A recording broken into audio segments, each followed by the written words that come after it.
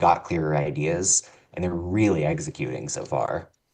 On the Lexington side of this, I think they're, it's been uneven, if we're to be honest, to start the year. There have been some highs.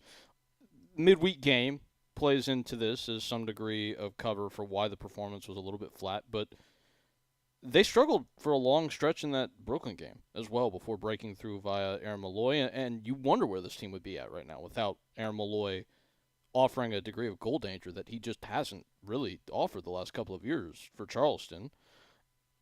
I don't know if it's time to hit any kind of alarm bells. That feels somewhat silly at this point. But when we've seen Lexington come up against class opposition, teams that we deemed contenders this year, and yes, they did look good against Louisville and probably were good for all 3 points in that game. I don't know. This is not the super team that was maybe marketed a little bit. And whether that's unfair at this early part of the year is a different debate. But it looked like it was going to be a little bit easier for them coming into the year than it has been through the first couple of games. Yeah. You think specifically about the opening 30 or so minutes of the season opener against Louisville, right? They are breaking lines, they're fluid in the attack, kind of doing the green bent up from right back sort of tactical shift, and it's working like a charm. We've never seen that level of climbing the ladder being really easy in the face of a press since then. What struck me in the San Antonio game specifically, against an organized 5-2-3, granted, but there was a real lack of ability to break lines with any sort of control. Too often you just settled for these longer balls into Philip Goodrum, which aren't bad in isolation, but when it becomes Goodrum has received, he's kind of on the edge of the box, and there aren't runners filling in, and he has to be a crosser in a difficult situation. That's not what you want. If it's Goodrum and he has to be the one who's pulling strings with Marcus Epps or Nick Firmino making a trailing run, that isn't really what you need to do to maximize Goodrum's game. This season, he's only putting up 0.22 XG per 90. That's down from 0.55 last season. That's a meaningful decrease from elite production to pretty pedestrian outcomes. I don't think that this is going to be a long-term problem, or at least I hope that there's going to be a solution. But there's something about the chance creation in the final third, the lackadaisical manner that they're building out, that is a bit of a red flag already. They just, for a team that has had a tendency to get a little bit stuck in the mud, I don't. This version of Phil Goodrum, like I'm just looking at some of the underlying numbers. 33 touches feels like too many touches. If I'm being completely honest, you want a forward that's going to have the gravitational force to hold center backs in a more narrow space because he is more advanced up the field, not touching the ball to create space for the wingers. And I don't know if I want to see him or any striker for that matter in this Lexington setup that involved in the play. Now, yes, did Lexington maybe have a little bit more of the ball in this game? Yeah, but not that much. Not that much. It was only 2% over 50. It's not like they were in a position where they had 60% of the ball and Goodrum was dropping in just to kind of rotate things against a low block. That's not what we're talking about. So this is now a recurring problem with Philip Goodrum, who I still think is a useful player in the USL Championship. But if you flash back to last year, this is the same issues that I think all of us took with him when he was with Louisville. Point you're making about the touches is really salient. Last year, he only took about 28 per game. That's in the 30s this season. What does it mean when he is dropping in, taking touches, but not bending the defense in the act? It means that no danger is being made by your offense. The defense can stay in place. You know Goodrum isn't going to ping a pass in that makes a difference. It doesn't test you. He has to be probing, doing things without the ball, exactly what you're saying. Yeah, and to expand on that, if you're a center back and you're just trying to pop into the first person view of, let's say, Mitchell Tanner in this game, and the numbers are different because it's a back three, it changes how you play a striker. But if Philip Goodrum's dropping a line to present as an option to get the ball, am I thinking to myself, I need to follow this guy because I don't want to give him space to run at me? No. You're not afraid of Phil Goodrum taking you on the dribble, breaking you down, and slipping you for a shot. That's not something you're afraid of as a center back. He's not shown that he has that kind of explosiveness post injury or, quite frankly, pre injury last season. Something that made him so dynamic in his Golden Boot season with Memphis that, quite frankly, we just haven't seen in a couple years, really since he got to Louisville. Yeah, and he's 0 for 2 on the dribble in this game. He's putting up half a dribble per 90 this season. It's not in his skill set, but it shouldn't have to be within Exactly. this Lexington team. There are, like, it is chicken and the egg with Goodrum in a lot of ways, where if there was enough explosiveness on the wing, if they were living up to the threat that they showed in that opener in transitional moments, if Aaron Malloy was able to be a little bit more engaged climbing the ladder and not having to do so much dirty work in deep positions, particularly in this match on Sunday, it becomes this laundry list of problems in the Lexington setup that are preventing Goodrum from doing what he does best. And this is the potential knock on of what I was calling for in the off season, which is they don't have another deep lying midfielder that can augment Malloy and allow him to push further up the field. It's just not really on the roster. Now, Right? we've sung the praises of Fari this year. I think he's been a really good player. But the reality is that if you want Aaron Malloy's quality closer to goal for him to be articulating these passes in tight areas, or if you want him deeper, just performing that role, Fari neither occupies the role of a true rest defense bulwark that you can build everything around who will put out all the fires. So Malloy has to be thinking about his positioning with the ball for the transitional phase that could follow that phase of play where Lexington loses. So he's thinking about that and always going to be a little bit more passive in his upfield positioning because of that, because they don't have that player. Ferre is not that player. And he's not a true creative 10 that can work through small spaces and have that explosive aspect to play off players. Quick 1-2, break a line and get you through that way. Get another player to step, and then you play the through ball.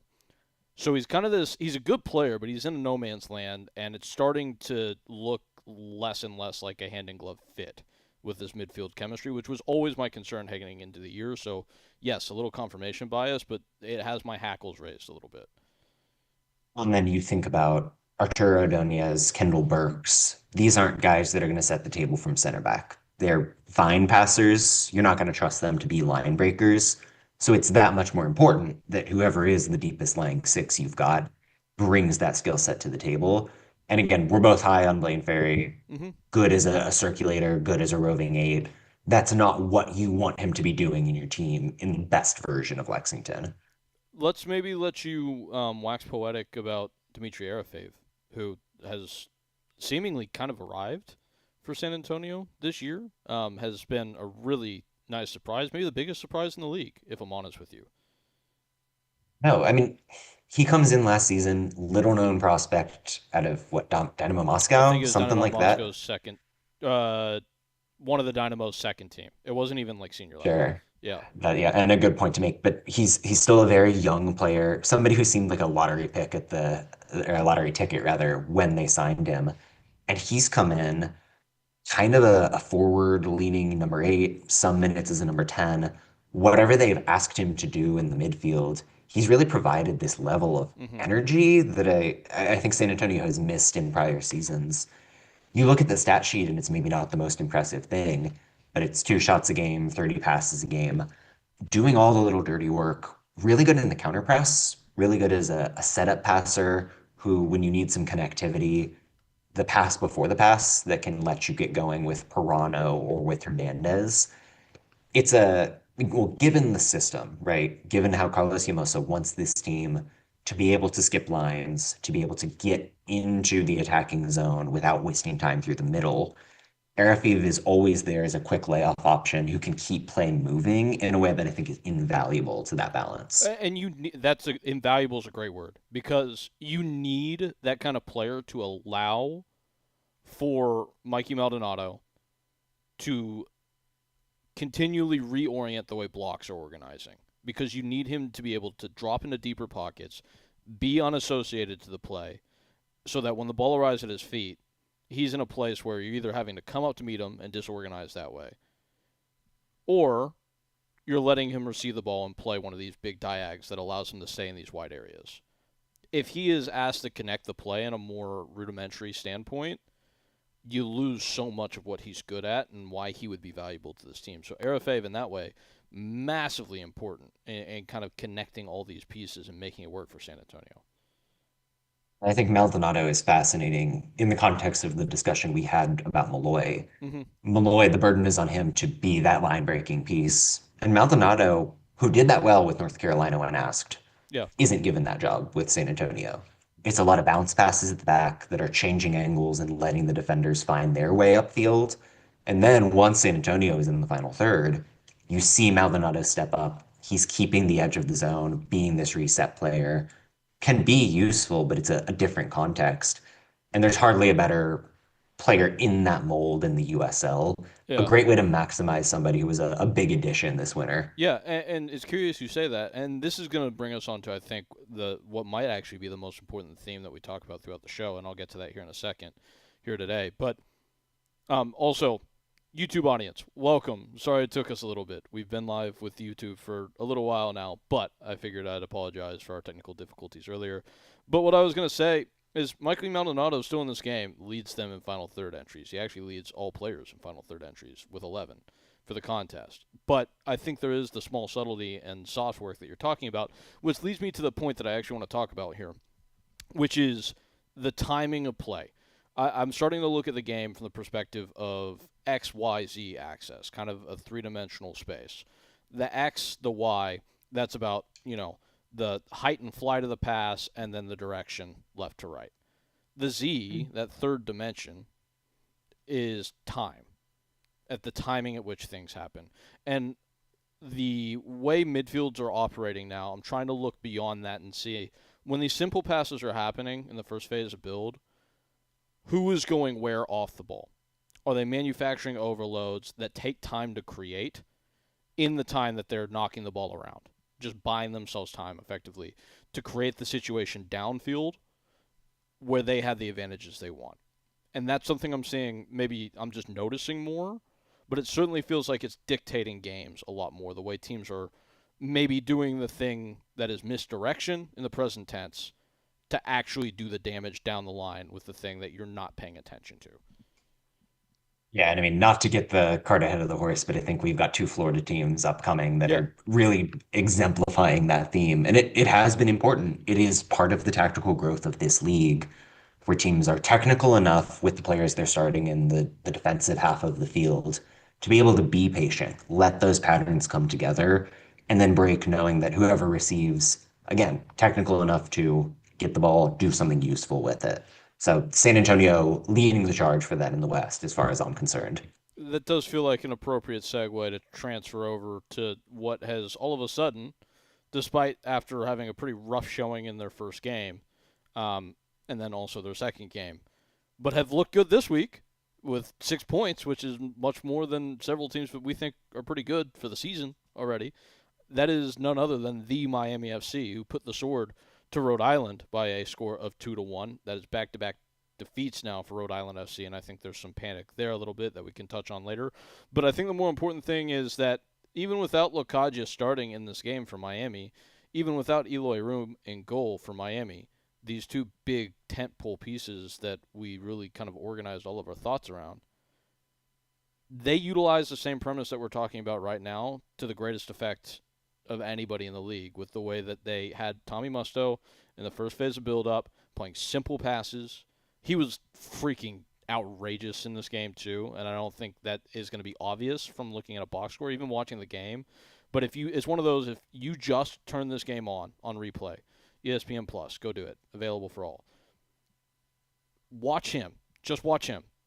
Every time they get the ball, where he's setting up, what he's doing when he doesn't have the ball, how he is aware of what he's going to do and why he's aware of what he's going to do when the ball comes to him because of how he's scanning the scene and controlling the tempo. And the reason I say that that's so important is because throughout the course of this game, with the strike tandem that they deployed of Ndongo, who gets revenge against a theme this week, a club that discarded him entirely in Rhode Island FC and said, yeah, we don't need you. Go to Miami. Yeah, whatever. He scores against them, goals in both games this week against Sporting Jacks and in this game. And Arnie Rocha, who also scores in this game. Those two strikers playing off each other. The thing, John, to actually cut to the heart of what I think is important that they did is while Musto was doing that work, always those two strikers against the back three of Rhode Island would get there would create the numbers they needed, and then they would split apart. So one would come a little bit lower, one would go higher, and that created this real conflict for the back three that created rifts that once Musto had played that final simple ball, they were looking to dump one into the channel and make this really awkward positioning for the center backs, something that was very dangerous for Rhode Island. It hurt them twice. And the fact that you, in this Rhode Island game specifically, had Rocha, Tunbridge, Rodrigo da Costa all probing, all Mm-hmm. of them could step up and be the partner for Ndongo if they wanted to. Really hard to mark that. And it's this countervailing source of gravity, right? You've got that front end where Rhode Island cannot step up because there are those options in behind. It freezes the defense, it stops the intervention in the midfield. Then you've got this base, three center backs, Tommy Musto, who over the course of this week between the Jacksonville and Rhode Island games, 81 of 90 as a passer. You're not going to do Yeah. better than that in the context of that position. And he's constantly, like you said, playing these quick passes, moving after he does so to keep changing the angle and force defensive attention to come his way. So you're taking out one side of the field for Rhode Island, you're taking out the other. It lets you break lines and have space to work. It's an idea that Gaston Madoni tried to play around Yeah. with last season, often more of a 4-2-4 shape, and they didn't have the personnel to really get it done, particularly in that midfield group. There wasn't the circulator, the kind of Tommy Musto mold of player in that team last season. And you're seeing the difference immediately in terms of the level of execution Miami can get to. Well, and beyond that, I think there's unsung quality that we're seeing, and maybe less unsung because Alessandro Molese has been phenomenal so far this year. But we're talking about these pieces outside the orbit of the headline additions, but like also without aside from a Lakagia and Eloy Room, who really haven't contributed that much so far. Molese and Matias Romero have been huge for this team as the augmenting pieces orbiting around this and having your highest class, highest skill players in a position where they're never going to be the focal point of opponent defenses because of how the roles lay out. I think that is the maximum platform to have those players impact the game as bigly as they can as well. Romero was somebody who showed some grit, showed some skill last season. You felt like he was adrift in a system where he typically played off the right, and it was trying to get Sebastian Blanco to tuck in, kind of doing weird things with Lucas Milano. He was never the hub, but he learned what does it mean to play off the ball in what Gaston is driving towards. Mm-hmm. You're seeing the fruit of that labor now, where he's really effective, making the right runs to buy space, even if he's never going to be the focal point. And same thing for Malesi, who really came in as a player I knew nothing about, but Yeah. like you said, impressive to the start of the season. And that's the hard part because this is often the case with a lot of the Liga MX guys that we've talked about at length, specifically with Phoenix and El Paso this year, and a lot of the guys coming from the Latin leagues. You just never know how they're going to translate. But in terms of pedigree, aside from Lakagia, Molesi had one of the best foreign pedigrees of any player entering the league this year. We just had no idea how it was going to translate. But if they've got this level of attacking contribution out of a wingback, I don't know. This is the Miami I thought we would see. It's been a little bit scattergun in terms of the level of performance. It's looked really bad at times. This last week looked really good. And I think there's a lot of reason to be optimistic. A lot of that comes from the tactical plan that Gaston Madoni set this team up with the intention of disorienting Rhode Island to maximum effect. Yeah, and a shout out to Ewan in the comments for the Arnie Rocha love. He never doubted. We maybe did. He got 2 goals this week, so shows you what we know. How about Ndongo, by the way? This seems like a serious player. Like that is not his Yeah. goal in this game is not one that a lot of players in the league could actually obtain. That was a high quality play from him. It's remarkable that Rhode Island signed this guy to a multi-year contract, looked at him this offseason and decided, we don't actually need him. We're going to sell him to Miami. And then in this match, Rhode Island doesn't have JJ available. There is a lack of presence at the number 9 spot. And you watch Ndongo do that to you, gotta feel bad from a player management perspective there because Ndongo was unplayable when he got ahead of steam in this match. And it's important to note Connor Smith was not in the technical area for this game, serving a red card suspension. Correct? That is accurate. On Opta, it Yeah, says he yeah, was the manager, but I'm pretty sure he was not. So correct. like you can't really pin too much of what took place in the game on him at all. So let's put a bullet point in that. But for Rhode Island now, I it's not awesome. It's not awesome. A draw against Jacksonville, who have looked totally marooned against every opponent they played outside of Rhode Island this year, physically and tactically. And And then to be fair, Rhode Island put up 2.8 XG in that game. Like they should have fair, blown them out but of the water. But they didn't. That's the point. They did not. They right, should have right. won this game. They had the chances to win this game. They should have been ahead of Miami by a factor of at least 2 goals when Miami got there first. And maybe we should heap some praise on Felipe Rodriguez, who, again, the goalkeepers are goalkeeping this year, man. I don't know what to tell you. He was terrific. I got Rocco Rios Novo vibes off of him.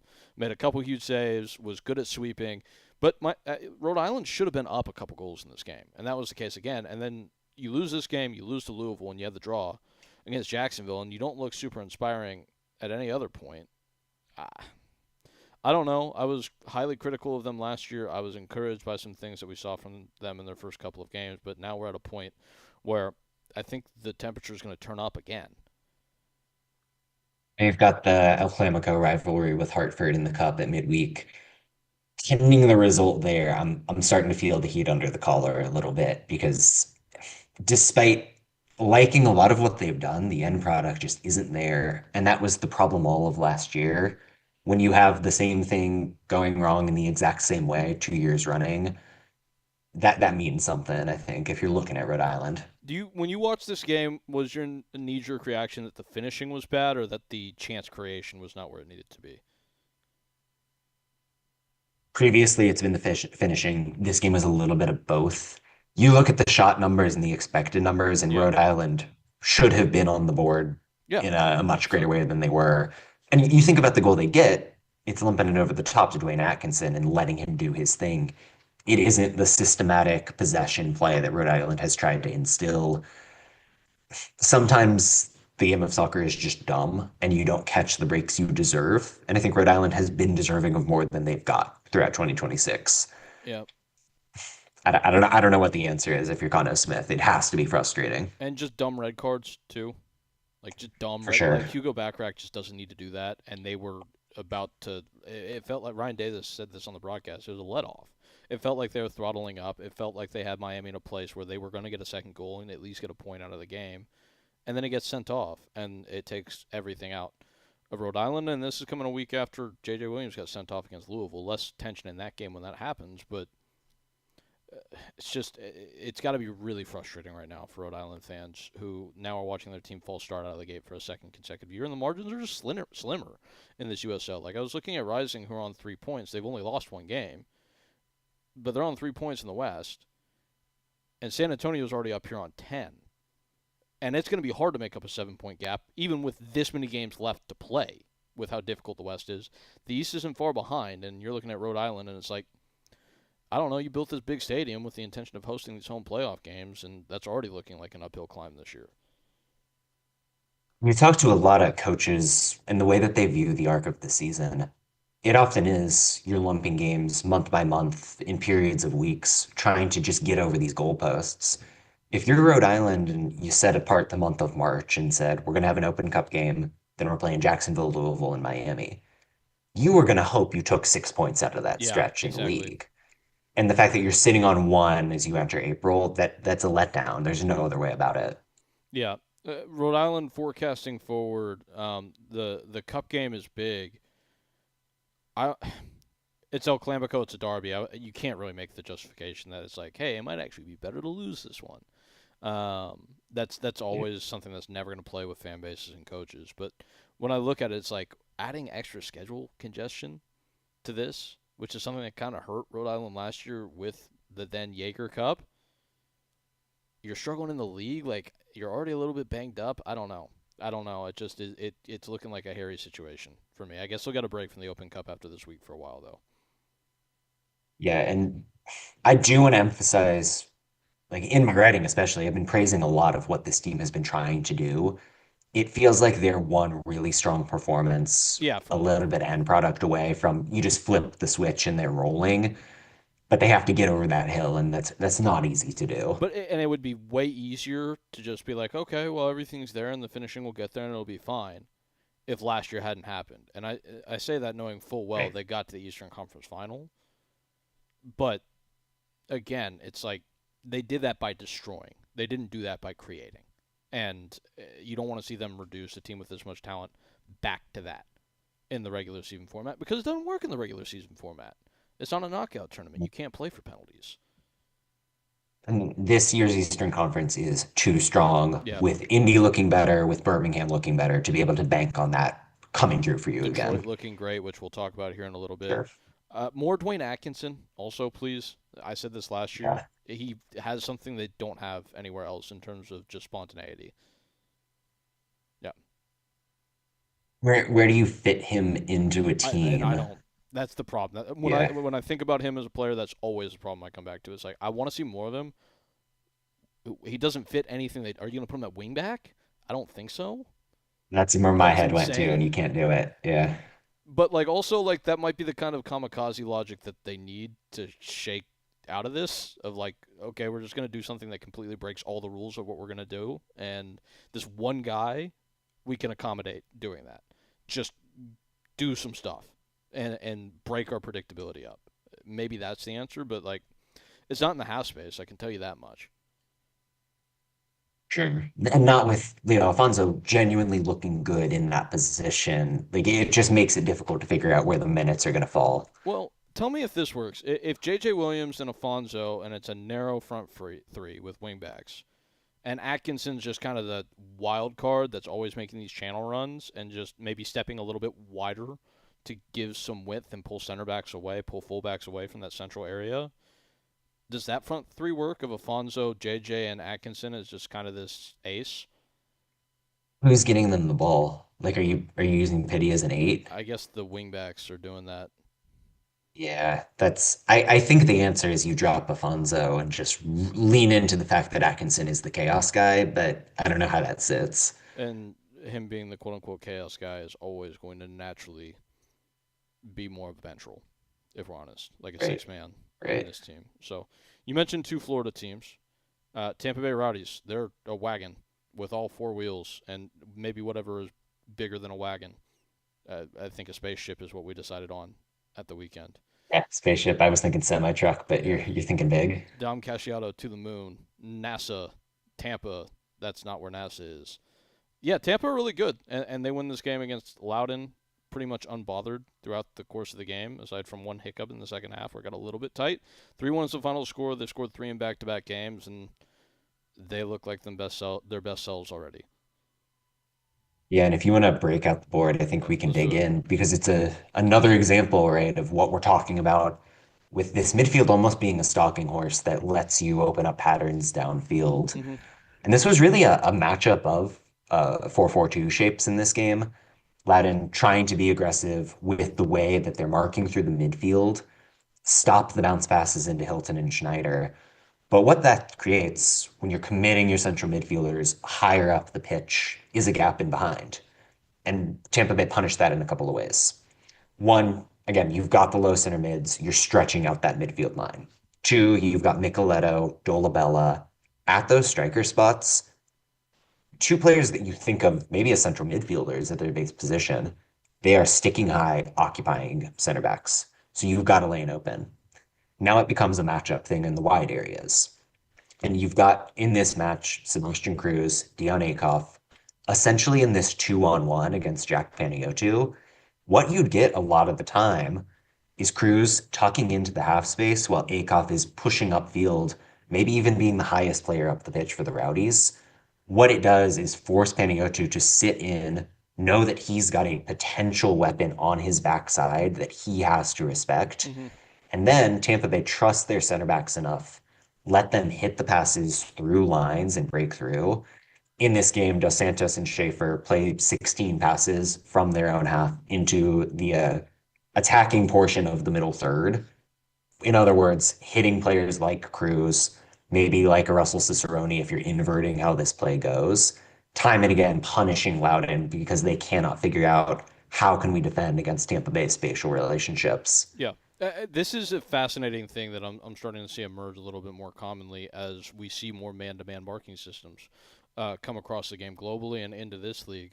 And you almost start to think about what are the man-beating principles in football, where you're running in breaking routes that are about leverage, and we're kind of seeing this here. So, like in football, what when two DBs pass off a pair of routes, it's called a banjo. That's kind of what's happening here, where Penayotsu typically would be expected to mark Dion Akoff, but because Akoff is pressing higher, it puts him in conflict, and that's the thing that we're trying to create. Where are we getting these friction points where guys are having to make quick decisions? Our guy knows where they're going, and the man marking him has to think for that half second. That's where you get the separation.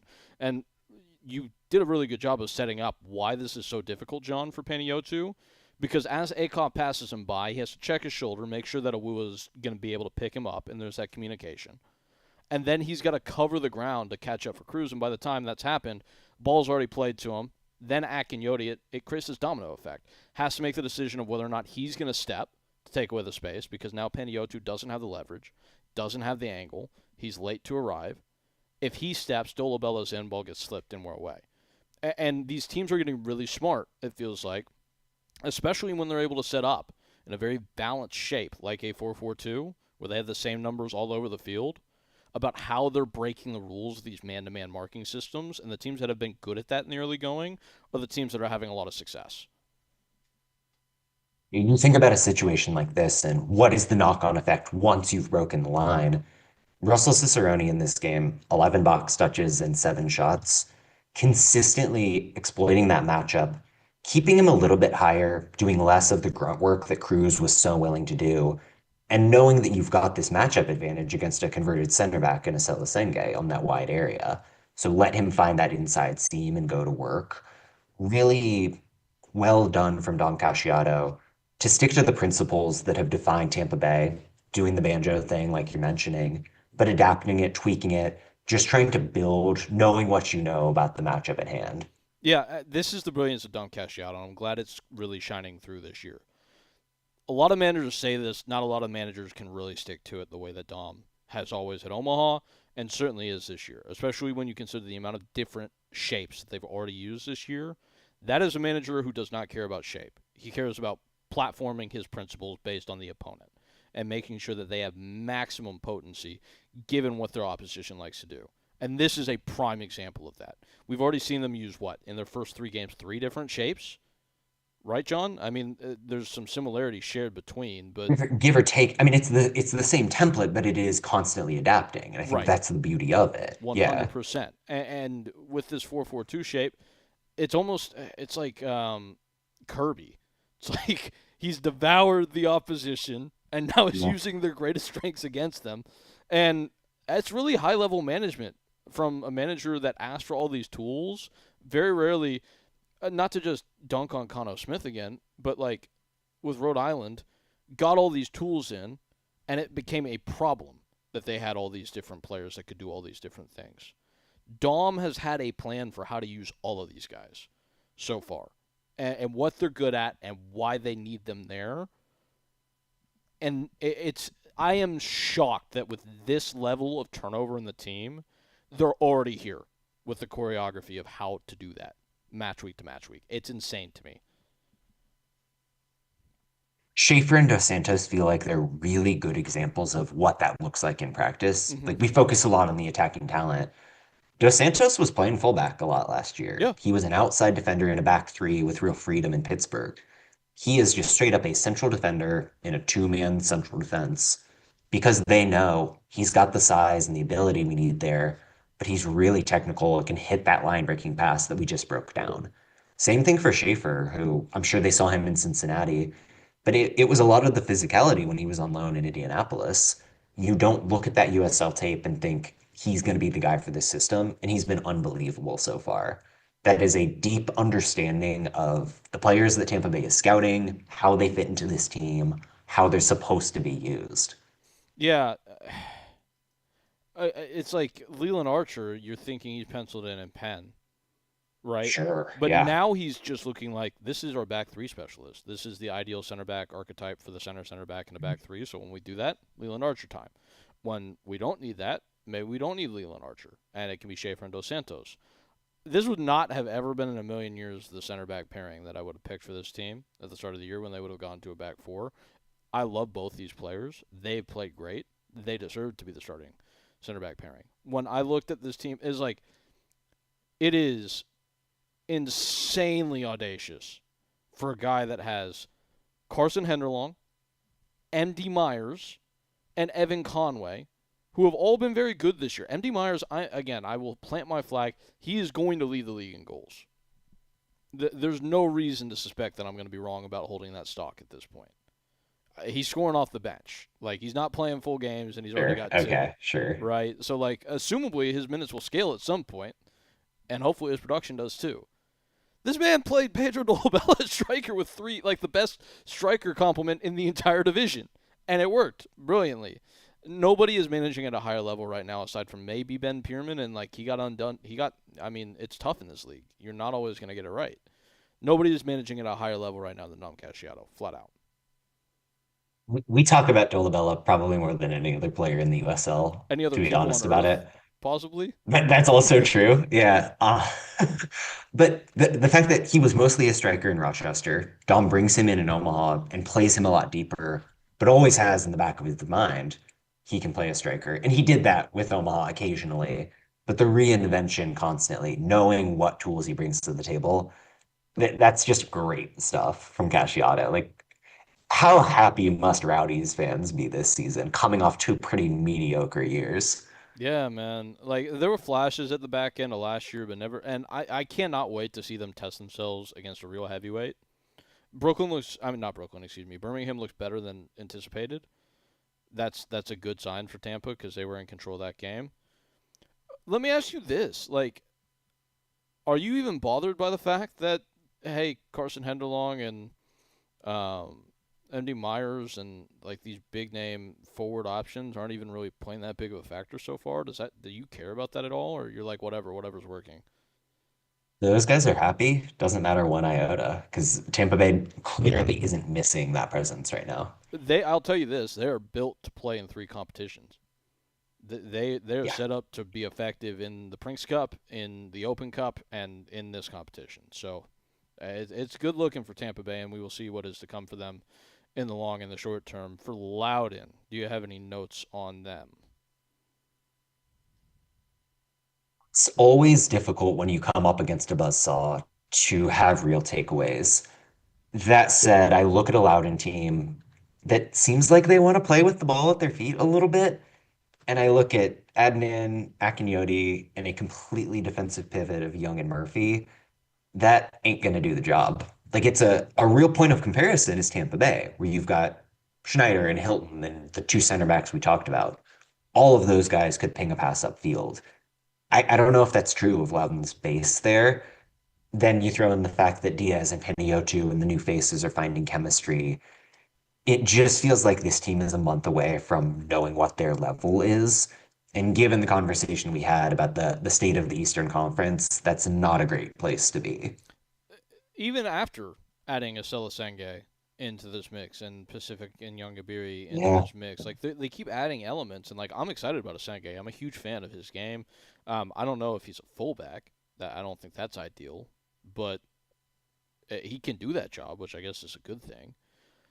How much better would you feel if it was Asenge as the right-sided center back A and lot, Nyongabiri as the right back? That just makes sense with what they're trying to a build. lot. So we are approaching a point though where I am a little bit concerned about the defense because against two good attacking teams, you've conceded 3 goals to Pittsburgh and Tampa. And yeah, like aside from Thorolf Larson getting you a couple goals against the run of play, like these games could have been worse. And then it's a 0-0 against Miami where you didn't do anything. And I know like they didn't have Matsufero in this game. They Beaudry has been in and out with the loan recalls with Colorado. I still have some Aiden O'Connor stock whenever he's available in central defense. Jacob Erlinson exists, so there's going to be I upside forgot for about this that. defense. Yeah, And again, somebody who I would have had in my all league ballot after 10 games last season before Right. the injury.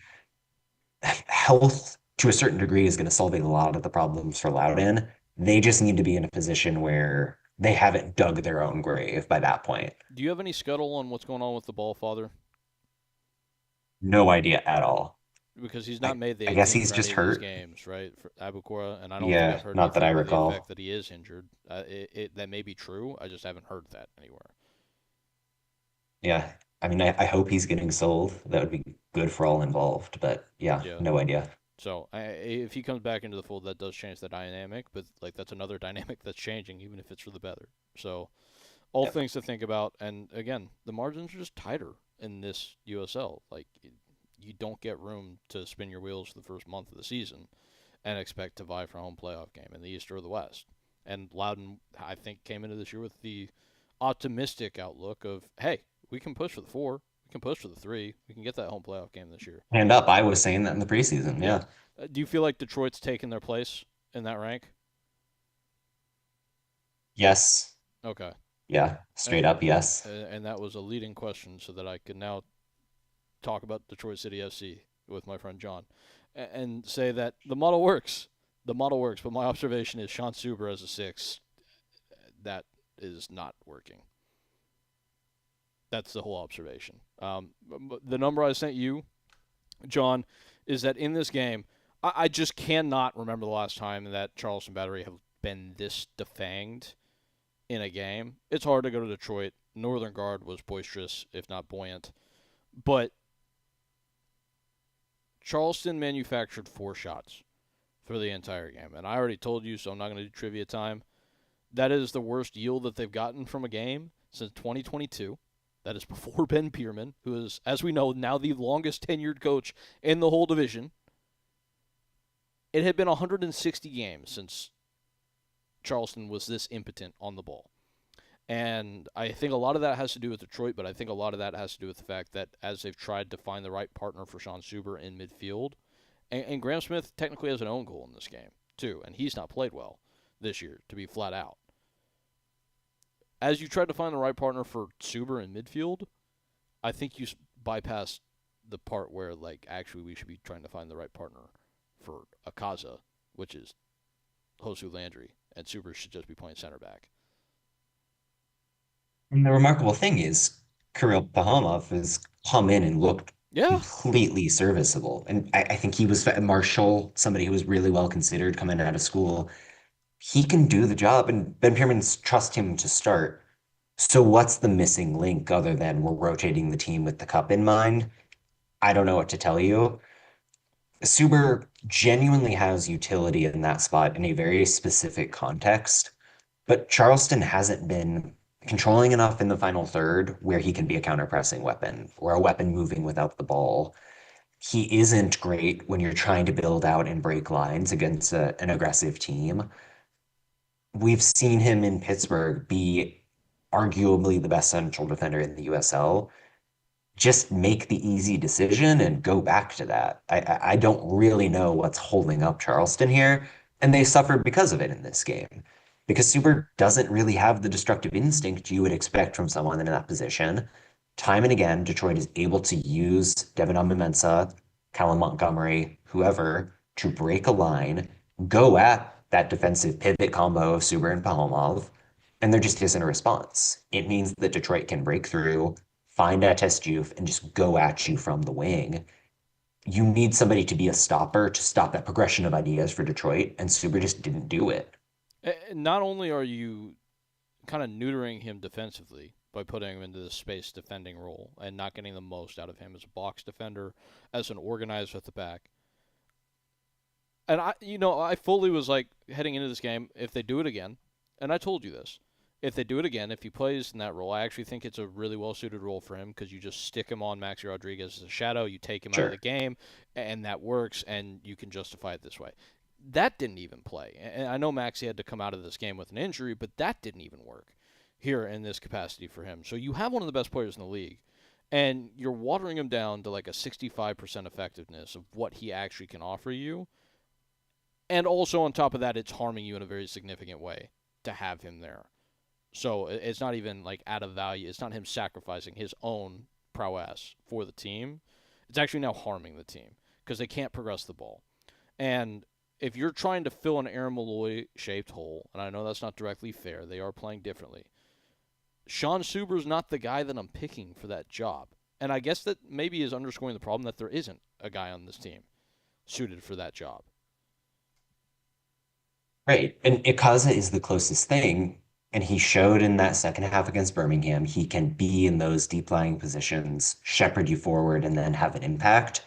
And they play him as the 10 against Detroit, which feels like it's a step backwards from an important lesson you learned in a winning effort. I know that there was some sort of logic behind the scenes, but it really didn't show in practice for Charleston here. And with all this being said, I applaud Ben Pierman for doing it now. Try it now, Yeah. prove that it's not workable for you, and then have the wherewithal to stop doing it. But if you're going to try it in the first couple games of the season and don't cow out of it the second it doesn't work. You're good enough to where it's going to be okay. Yeah, like we're allowed to be critical, but I think we both respect the fact that they're doing something knowing in the back of their head we're Yeah. talented enough to turn it on and get into postseason. Commit to it now, prove without a shadow of a doubt that it doesn't work, and then go away from it. Don't try it like once here, once there. It's like it's a thing that's in the locker. Commit to it for 4 or 5 games, which they've done. If it doesn't work, it doesn't work, and now we know for the rest of the year that it doesn't work, and we won't do it again.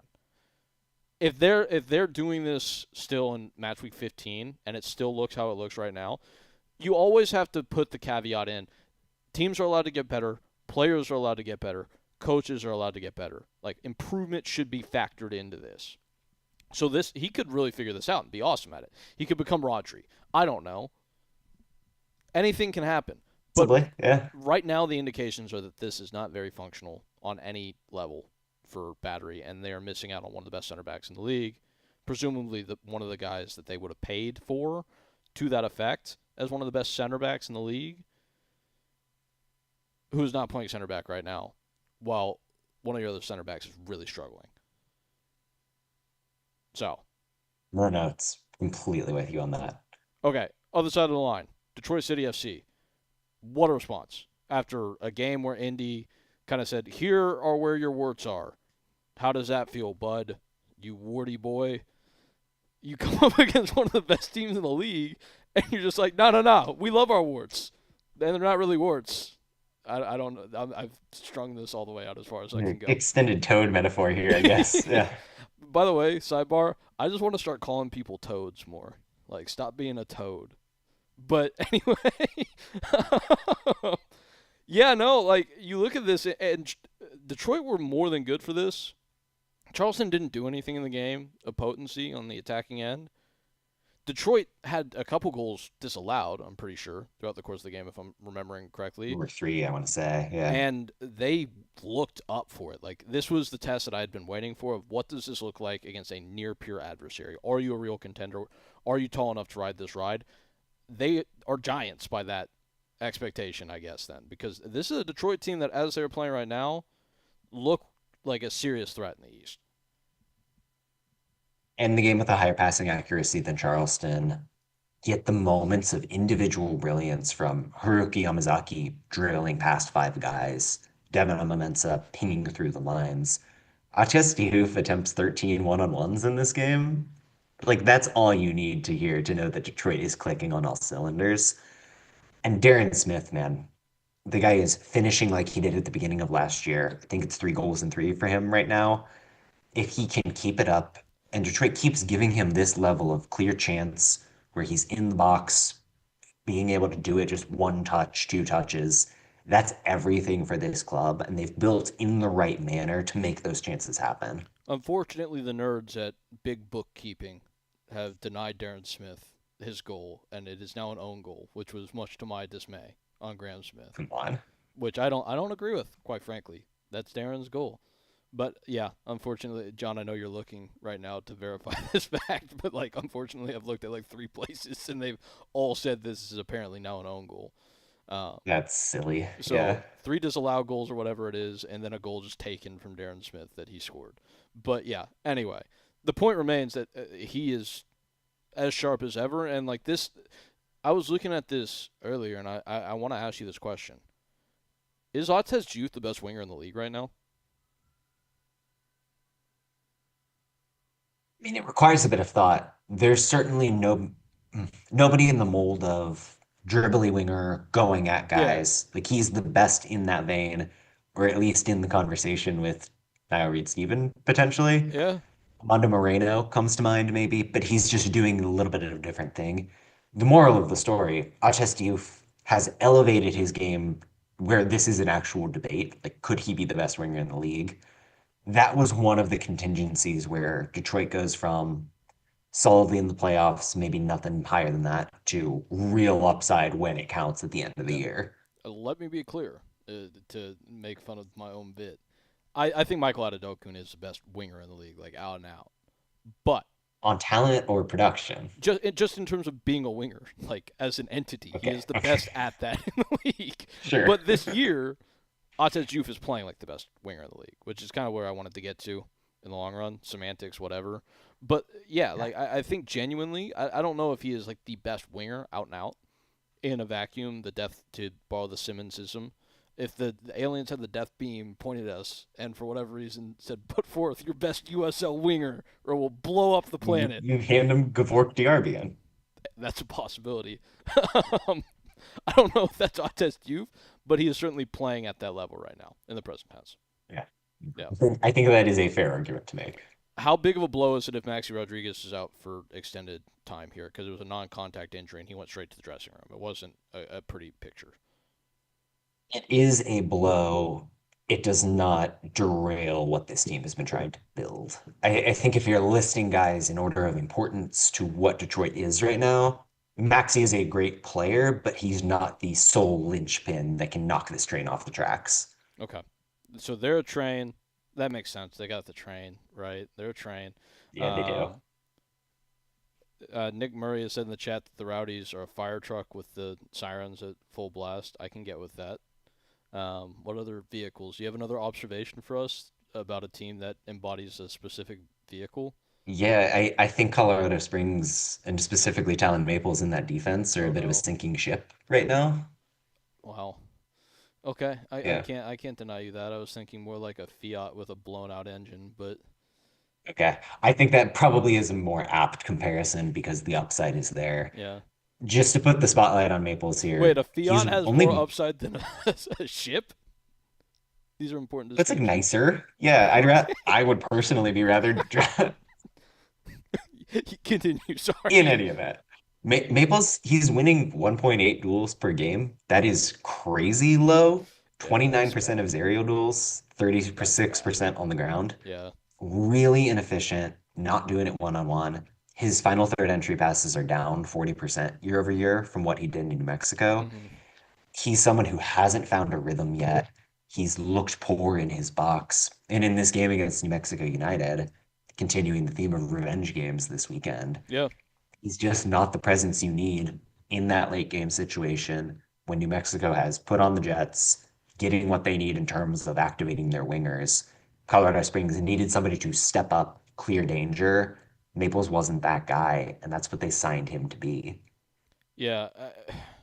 So, do we think that they dropped Mahoney because of impending cup games to play? Is that what was happening, or do you think they're like Probably worried about the that. Maybe pairing? he's got a little knock. I don't think it's He did, tactical. yeah, he did come on in Yeah. this game. I saw that. I'm like, are they already worried about this pairing not working functionally? Because you look at their games and like 3 goals, 2 goals, 3 goals. The one goal against that they allowed against OC, but like you have to surrender so much of your attacking fervor to protect your back line, and it just is not doing what it needs to do right now. And the more I was thinking about, is there a tactical reason watching this game? I'm like, no, there is no tactical reason. Talon Maples just isn't playing that well right now. There's no other way to get around the issue right now. But he's not doing what he needs to do defensively. And in attack, there is just less flair from him. He was somebody that we both rated pretty highly. as the kind of defender you could rely on to break lines, set the tempo, be comfortable in the face of pressure. I thought New Mexico was able to get under his skin in this game Hmm. in a way that he never showed in Albuquerque previously. That to me is maybe the sign of something mental for him, maybe just a tough adjustment. It's holding this club back from what you really talked about a lot of what the switchbacks can be given the talent on show here. On the other side of things, it looked like Colorado Springs had snatched defeat, or I guess victory from the draw The from jaws of the defeat. Yeah. teething baby teeth of defeat at the hands of New Mexico. They got the penalty in the 96th minute. It was a really bad penalty to give away, if I'm honest with you. On the broadcast, I think they really, you know, it's hard, but that was a clear penalty to me. It was framed as like that's a soft call. It's like no, he stepped on his Achilles and raked down like that. That's a penalty, a bad one to give away. For Usman Jabang to just pop right back and say, "No, I got this, guys. Don't worry."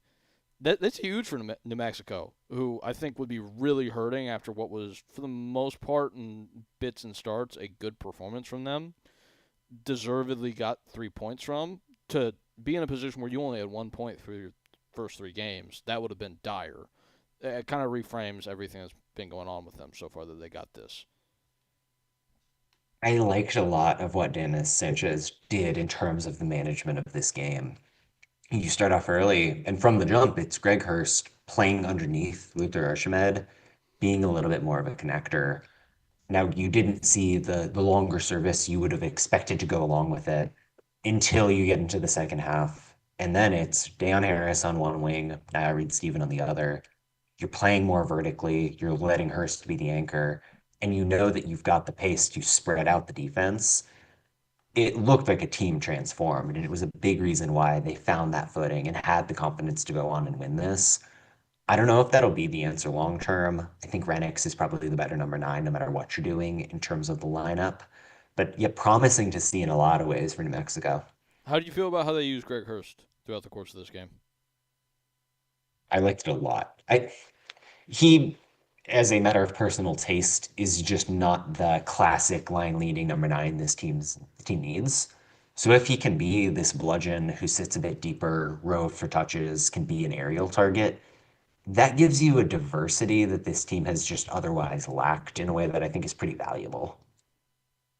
I'm just looking at it and trying to figure out. It's like, okay, can we field our best unit and have two strikers on the field? Like, can Hurst play off of Renix and that be functional? And more, even though it doesn't necessarily put Valentin Noel in the best place for him to be impactful, I'm starting to think that, like, I don't know if they've got three midfielders that you can justify having out there all the time. Like, Jabang gets a goal in this game. Zico Bailey's away on international call up. Correct me if I'm wrong right now. Yeah. I think so, yeah. It's I don't know if you have enough cover at any point if you're playing Zico Bailey and Noel as a pivot. Probably not workable. It's another team where it's like I'm like 95% of the way there, and it's like the pieces just don't quite fit. Like there's just these little gaps in the IKEA furniture, and it's like, why doesn't this fit the way it's supposed to? What Jabang starts this game at right back also. That's Like true. the fact that that's a conversation we're having probably says something about their squad building more than anything else. But I think Dennis Sanchez is in figure it out mode to a certain degree. Like they're getting Keller and Howell minutes off the bench. I think Will Seymour maybe moves to right back once those two are fully fit. The version of New Mexico we've seen so far isn't going to be the final iteration. That being said, Keller subs onto this game because they're trying to protect him, and then has to come off with what looks like another muscle injury. And that is wee woo o'clock for a team that does not have a lot of depth at center back. They get him aligned in. He's been fine, but clearly Kip Keller was supposed to be the guy in this back line. Yeah. Um, Heimalainen gets the captaincy for this game. That was a little bit surprising for me. Yeah, don't know how to explain it. I mean, clear. Well, wasn't it Will Seymour? Am I going crazy? I thought, at least in the lineup graphic I saw, it had Heimalainen as the captain, but that could have been incorrect. I think it was actually Seymour now that I'm thinking That would about make it. more sense than the center back that they signed a couple of weeks ago. Yeah, the guy who's been there since 2022. A little Yeah. bit more sense. Also, shout out to Christian Nava. That's freaking awesome that he's like playing What a well, and story. yeah, that's Yeah. terrific. Do you want to talk about our boy? We have, or is it a show if we don't talk I about was our about to boy? say, is like, why do you look confused right now? There's only one person that we could be talking about, and he's got three names. It did take me a second to get to Nairo and Steven. Yeah, What more can you say? He scores a goal in this one. He looks terrific once they kind of switch that approach in the second half. It's not the gaudy numbers that we saw in the, I think it was the opener for them, but every bit is impactful in terms of the off-ball gravity yeah. that he gives you. I just love the experience. Was his goal the least impressive attacking thing that he did throughout the course of the game? Like his first goal for the club was like just a accidental tap in from a Valentin Noel pass. It was a very good team move, and you are just happy that Reed Steven is in the position to provide the end product, aesthetics aside. Now let me ask you this: is a PSG style front three? Because I'm always just trying to play in ways that have back threes and front threes where nobody has a specific role and they just go places. A front three where it's Deon Harris, Noel, and now Reed Steven, and all of them are just allowed to kind of play on free mode. Does that work at all? I mean, I think it does. Who's your midfield? Uh, don't worry about that. Okay, don't worry about that. Yeah. Player to This be ends up debated. playing like a 4-4-2 diamond with just speedy boys up top. Yeah, that's awesome. That rocks. What are we Yeah. talking I like it. about? Okay, Maybe it's sure. Noel or not Noel. Excuse me. Maybe it's Jabang, Zico, and Nava. Oh, you like okay. I mean, the thing about Nava, and I said this in our chat, he's a hard 5-3. Like that guy is me, but he brings you a lot of energy and grit. Like he's just gonna go at you and be an attack dog. Yeah, I don't hate that in the yeah. midfield. You pin the wingers back. You shift into a 4-4-2 against the ball. Allow Nava to lead your press. I feel like that could kind of have some gas. Yeah. Yeah, Someone call up Dennis Sanchez. Get it, clip this. Yeah. way, way, way, way too volatile though for Dennis to ever, I think, do it. It would defy Forget that. everything in their Forget game that. model. But yeah, huge win for New Mexico. It's officially concern time, I think, for Colorado Springs and another team where it's like, okay, Colin Shuttler, Christian Herrera, yeah. I don't think Shuttler was particularly bad in this game, but it's like, when are we going to land on a And we got a goalkeeper? competition, boys. Yeah. Yeah. Okay. All right. That was you. I'm out of observations, I think, so I'm gonna just let you keep going from here. Okay. Yeah. I would love to touch on El Paso Let's do it. going and doing the business in Sacramento. Now, this is a game where you look at the 2-1 score line, you maybe look at the expected goals. You get a different story than the first half an hour was watching it because El Paso played the Sacramento Republic off Right. the pitch. Right. I think Junior Gonzalez showed some real tactical Mm-hmm. understanding in this game as well. And probably coming in with the supposition of we're facing a team that's got a lot of fire up the left wing, driven by a drifting Forrester Jago, maybe a Maya Malongo. And he builds their formation such that it's the 4-2-3-1 defensively that we've always seen from El Paso this year. Then when they get the ball, they're keeping Kenneth Oben deep. He becomes the third center back. So there's your resting option in case of a Mm-hmm. turnover. You're stopping what Sacramento does best, but you're letting Ricky Ruiz push up the left wing, operate like a proper winger most of the time, that is creating lots of these 2-on-1s, letting Amando Moreno do what he does best, kind of play inside, probe the channels. He ultimately gets a goal in this game, kind of sliding across the face of the box, really good left-footed finish. Everything that happens in the lead up to that moment is a testament to what Junior Gonzalez did tactically. You can't say enough good things about everything about El Yeah. Paso right now. Well, and like a goal that is kind of archetypally what Amano Moreno is in terms of that slashing action and being Yeah. effective with that low center of gravity. Just when you give him that half inch of leverage, like yeah, he is really good at that kind of thing. Um, Mendez scores a penalty in this game, but that's two goals for him already out of midfield. It is evidence to the fact that like, hey, we don't need Rubio Rabin to get goals for us to be a team that can punch up at the best teams in the league. And El Paso look like the best team in the West right now. I think I feel good about saying it's them and San Antonio. if you look at my power rankings and Nicholas Murray power rankings, we completely agree with you. Like those are the class of the conference right now. Yeah, and read those. They're live on backheel.com right now. Um, in terms of the cameo from Gabby Torres, who makes his season debut in this one, hard to really fully capture because of the red card. That changes things, and I'm fascinated to see what they look like without Eric Calvillo in their next game. But in terms of his impact in this one and how you forecast his role going forward, El Paso have been so good so far. I don't know what vehicle we want to make them with the train having already been taken. But how does Gabby Torres factor back into this? Interesting that he's on the right side of the midfield when he comes into the game. And again, some of that just replacing Mendez. You do what you want with the positioning of where he's Well, at. hold on, because like that's true, and I definitely don't want to Kanye you here, but Sure. he is a left-sided player. He is better there. But the Yeah. big attraction, especially before he got to El Paso, is that, hey, this guy can be a left back, he can be a right back, he can even play 10 for you. And we haven't really seen him that much utilized on this level of spectrum of versatility. But we see him on the right in this game, and that could be another data point for how El Paso can be variable. No, sure. It is a definitely a data point, but I think the point I'm building towards is that versatility, right? Yeah. You can put him in the right side of the midfield. If you need a left back or a left winger, he can also do that. I have an increasingly tough time thinking that the best version of this team has Torres over Calvillo at the eighth spot. Like I just think Calvillo, the totality of what he does and the real reliability of his defensive positioning is something that you can trust. I think he's wearing the captain's armband in this one. He's been there forever. He gives this team identity and continuity. But the fact that Gabby Torres can come in for 30 minutes at any position in any game, you can rotate him if you're making a Prinks Cup run. That is invaluable once you get to the home stretch. And they may need his level of impact at some point because you do look at the top line attacking Sure. talent, and it is thin. And now that El Paso are effectively looking this way, it should be said, yes, they win this game 2-1. On XG, shouldn't have gone that way. Uh, but as you look at how this team is now really setting the tone in the West, El Paso might arm up and add attacking depth to that front line.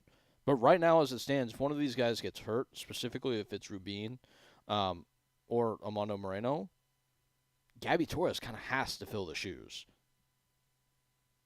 Sure. And he can do that job well enough. I don't think he's going to blow the league away, and he's certainly not going to replace their level of quality. But you don't feel bad about that, and you trust that he can score an occasional goal, pick up a couple assists. That's a level of depth that I don't know if this team had in the attacking line last season. Okay. Sacramento side of this, any cause for concern, or is this still just kind of growing pains? I'm very firmly in the won't make a judgment until Jack Gurr is back camp with When's that going to happen? Sacramento. That's a great question.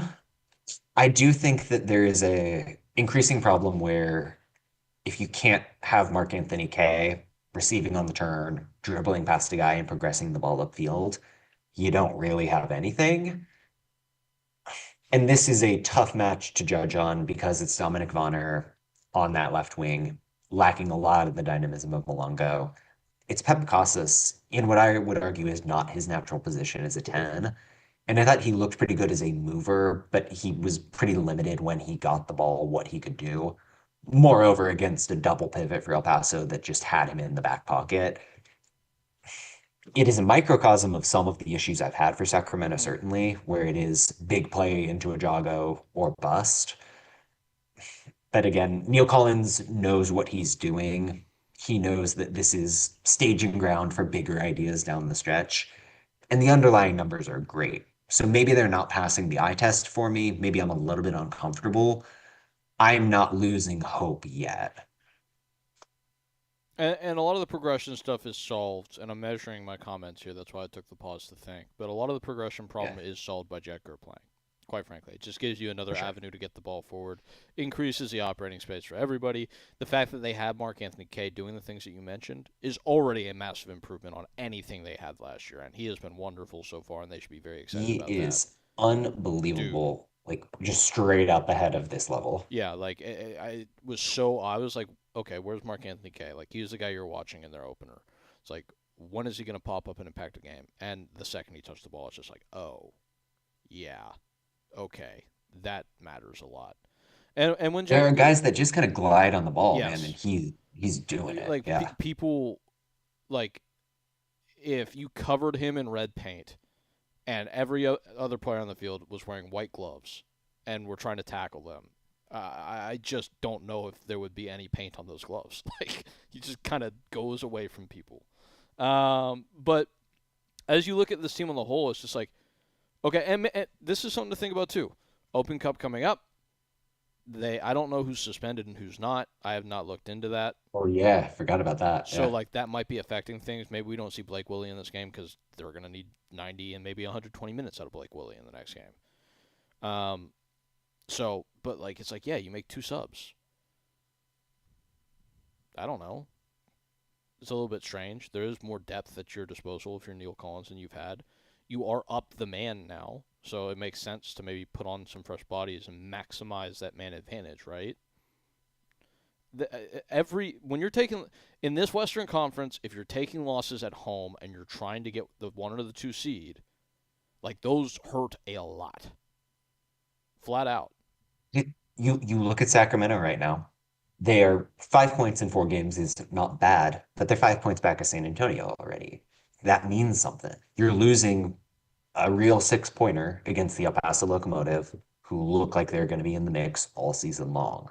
That's a big result, no matter how you slice it. Yeah, yeah, 100%. Like these are determinant things. Tiebreakers are going to count throughout the course of the year. Like you don't want to write those things off. It's really early to be thinking about those things. And Lord knows, Sacramento will probably get on a run where they win four straight, and that changes the entire dynamic because Right. that's how tight the margins are going to be. But yeah, like there just are no games off. And if you're Sacramento and you're looking at your schedule in the early going, and it's like, yeah, it's been a murderer's row, but the whole thing's going to be a murderer's row. Like there's just going to be no reprieve for you. It's not the East. You don't get to play Brooklyn and Jacksonville.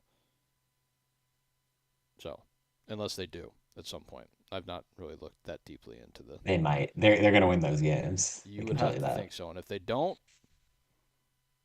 that's bad. Okay.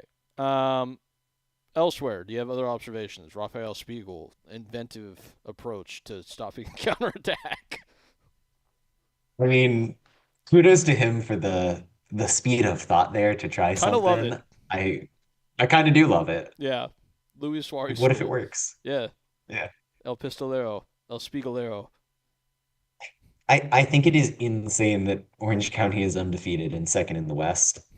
Yeah, And that is maybe it's nuts. just another eye test issue for me Right. where I watch that team and I just don't come away impressed. This was their best game by far. Matteo Bunbury looks like somebody who, if not transformational, he can really elevate what they're doing offensively. I just need to see anything else from that offense. I don't know if I'm getting it, but yeah. Let me ask you this. Do you think Matteo Bunbury is actually the hottest uh, aspect or asset in this team in terms of a sale? It's a young player. Like It we is Jameer Johnson. Like okay, he it is is. undoubtedly going to get a Okay, move to fair Europe, enough. and that is the buzz around him. But man, Bunbury might Bunbury work might his too. way into that echelon. Yeah. Like, and he's producing, and is a young player. Like I don't see any reason why Matteo Bunbury can't be the next Milanolowski type of guy. I was gonna say the Bryce Jameson getting an MLS Okay, move, that's but we're fine. in the same ballpark, I Yeah, think. Yeah. Jameson's probably I the mean, more he's realistic gonna turn goal. 21, Bunbury. Yeah. Yeah, like what level of production do you have to have in USL? Do you think to get interest from afar if you're not a U.S. youth national team young player? Golden boot level, probably. Yeah, so that might be a If little you're bit more 20 years realistic. old, you've had what, 5 pro seasons already because you've been playing Yeah, since you were a next row. teen. Yeah, You probably do have to elevate pretty impressively. we'll see. We'll see. I mean, he's their best attacking player right now. I don't have any pause in saying that, which is what you hoped for when you signed them. We do have Andy in the comments. If OC doesn't let anyone score, all they have to do is score It's a one. great point. That is probably the point that I'm missing here is the defense has been good. Like, I shouldn't deny that fact. I just want this to be sexier, even though that's not what Danny Stone does. Yeah, I think there's an acceptance of what they are that is good. I think this team doesn't have the top end firepower in the way that last year's team did, so it's a little less frustrating that they are being this antagonistic. So that should be there as well. Um, I know Devin Kerr really believes in this team. I think he went as far as to say that if everything comes together and the relationships are working the way they are now, that he thinks that they could be one of the top two seeds in the West. I don't want to put words in his mouth, but if I'm recalling correctly from USL Access, I believe he said that either this week or last. Um, and the point is pertinent. They have been one of the only teams in the league this year that have not conceded multiple goals in a game. It's been 1-1, 1-0. And if they can, it's hard to repeat that. The problem with that is it's leaving you so little margin if you're only capable of scoring a goal, maybe a goal and a half on average every game. But if they can elevate the floor like this, it's a team that can make the playoffs, which, I'm not sure any of us, I don't want to speak for Ryan either, we're convinced that they had the tools to really be a good candidate for entering the season. It's been impressive defensive results despite a pretty patchwork lineup. Like Garrison Tubbs comes back in. You're still doing, I guess Mohamed War is just a right back at this point. Cool. I don't know if we anticipated that. I mean, he's been great. Yeah. The midfield adjusts in this one. And I really like the approach against an Oakland Roots team where you know they're driving through the pivot. So you're letting Ben Alcazar, you're letting Stephen Kelly step up, mark them pretty tightly, trust Partita to be that shield in behind. It's maybe not reinventing the wheel, but it's the right decision when you're playing against Oakland and it pays off for them. And maybe that's the hump I need to get over mentally of adjusting what I think Orange County is. Because if they're a defensive team, you're not doing much better right now. Which is strange considering where they are with their center backs. Like, this is so far ahead of schedule. When you're Right. looking at it, it's like all they've got on their roster is Tyson Espy and Tom Brewitt for natural center backs. So if you told me that through their first 4 games they would have conceded 2 goals and started Espy for all of them, I'd be thrilled with where they're at. Yeah. I think you're completely right. For Oakland, any cooling effect now as they've gotten 1 point from their last 2 games after getting 6 from the first two? No Peter Wilson in this one is a big Sure. deal. And still kind of waiting on Florian Velo, who I think is going to be kind of massive. We Yeah. know what he can do in a Ryan Martin system. So it feels like found money, everything they've got so far. Like the fact that they started relatively hot, they've got some points in the bank. You can't be mad at it. Maybe more so, and I'm just kind of looking down the lineup to make sure. Yeah, Danny Trejo did start. The reason I was checking is like, where was the impact?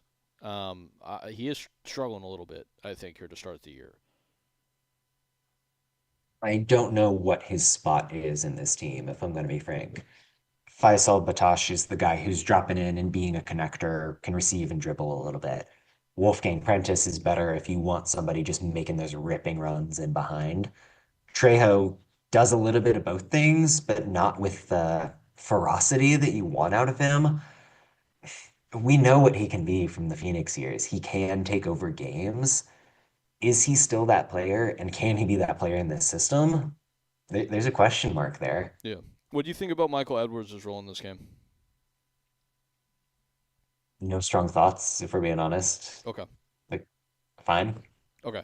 I just was curious because like it wasn't like a true and true back three. We hadn't necessarily seen him deployed in those wider defensive spaces in like a true fullback capacity before, to my knowledge. He was fine. And Martin has really tended, I think, in all 4 games at this point, to just go with a true back three late on, Yeah. whether that is leaving the three and that's all you're doing resting wise, and you can throw bodies forward.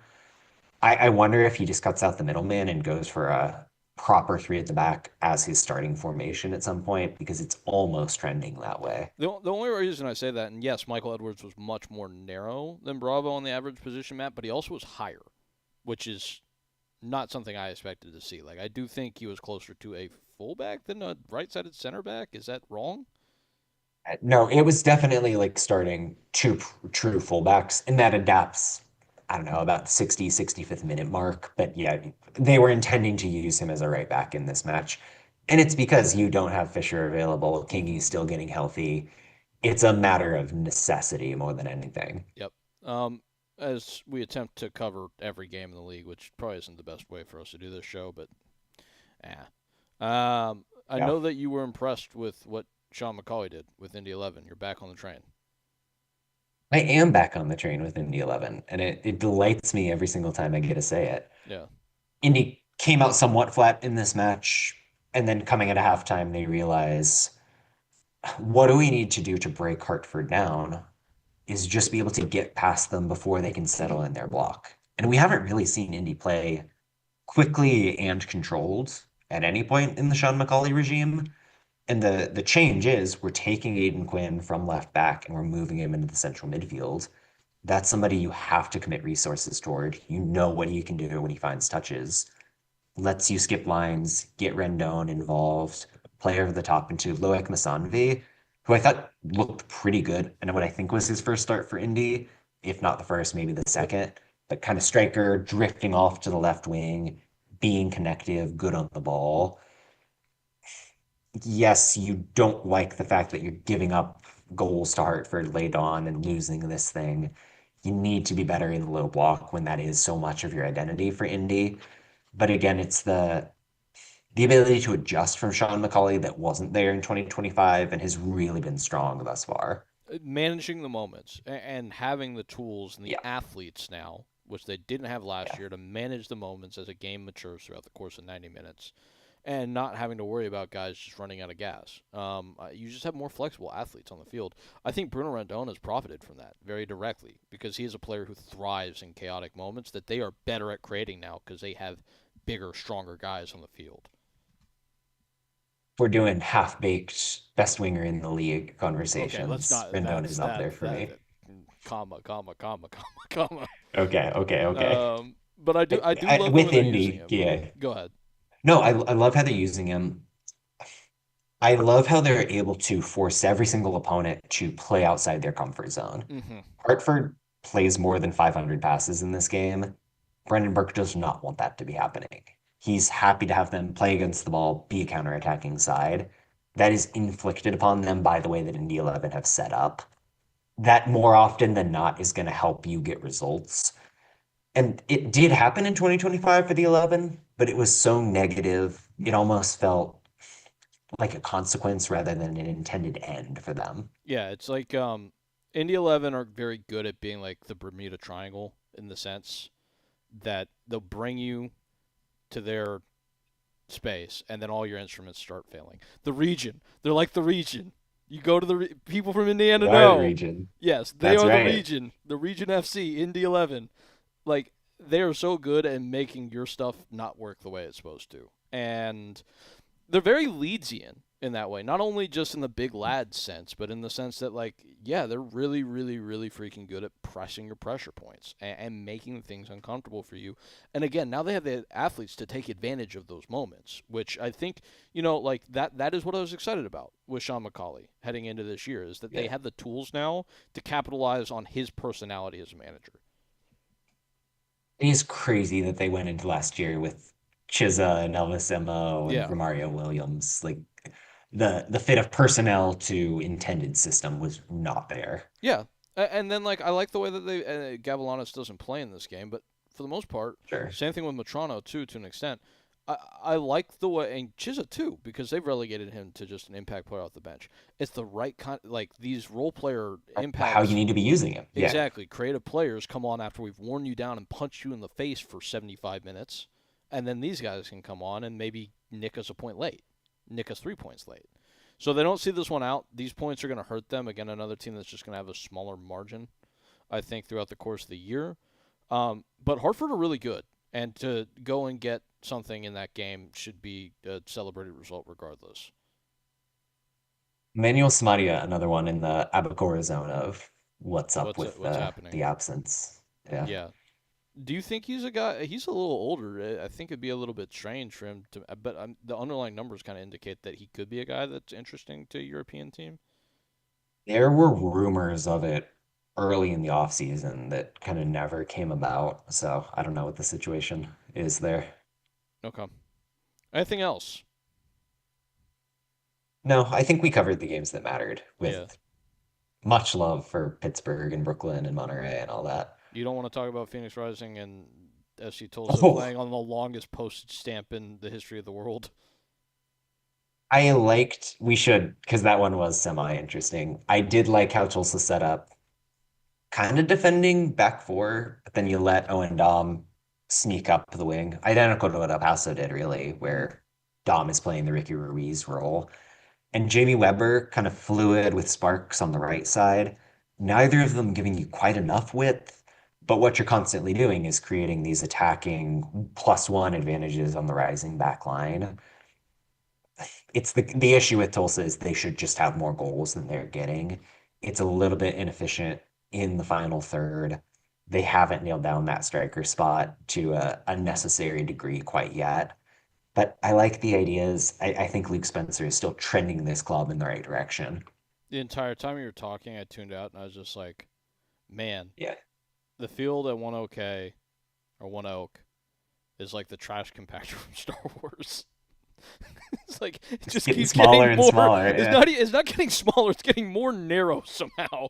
Like it's the same length, but it's just getting like I think I said to somebody this week. I think it was Parker Johnson who did the home feed for Phoenix Rising Yeah. on And the shout out broadcast. good reviews for Parker Johnson from my mom watching on Arizona's Shout family in out, Phoenix. love that. Yeah. I will let him know. But I was like, I don't know if you could park an Escalade in the space between the 18-yard box and the touchline. Like, I really don't. And good for Tulsa because like this is a thing that they can control to give themselves a competitive advantage, and that's within the laws of the And game. yet, Phoenix Rising sets up so narrow that they consistently just get beat up at the sidelines. How do you let that happen? I how that yeah. Yeah. Shout out Parker Johnson. What a show! What a show. What a show. Brian Sikora will probably be back with us next weekend, where we will, you guessed it, talk about the USL. But until then, the soccer will be on, kids. You should go and watch it. We will talk to you soon.